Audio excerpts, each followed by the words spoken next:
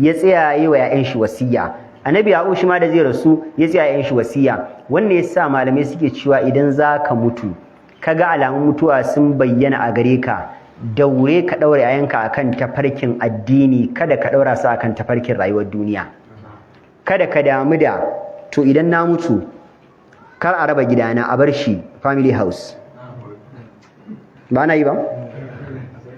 In na mutu motar nan tawa kar a yi kaza, in na mutu gona ta, in na mutu kai kawai duniya kake gina musu, baka tunanin addinin su, baka ta alaka su da Allah. Kudin da na tara kaza, wani baka tunanin abin da ka tara inda guba a cikin ma ka ta raba ka da shi.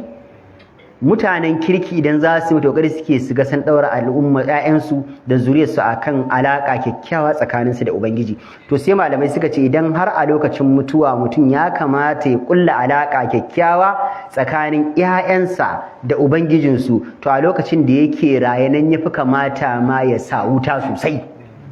Zaka mutu kana gadon mutuwa kana kokarin gyara alaka tsakanin ƴaƴanka da Allah, to lokacin da kake raye ko lokacin da yafi kamata ka gyara alaka tsakanin ƴaƴanka da Allah. Dan kullukum ra'in wa kullukum mas'ulun an ra'iyatihi, dukkan ku masu kiwo ne kuma Allah sai ya tambaye mu. ƴaƴa da Ubangiji ya bamu, Allah zai tare ni ya tambaye ƴaƴana shin na musu tarbiyya ta addini ko na musu tarbiyya ta duniya. Idan na musu tarbiyya ta addini in tsira gaban Allah, ƴaƴan su tsira. Idan na musu tarbiyya ta duniya in sha wahala su sha wahala. Allah ka tsare mu.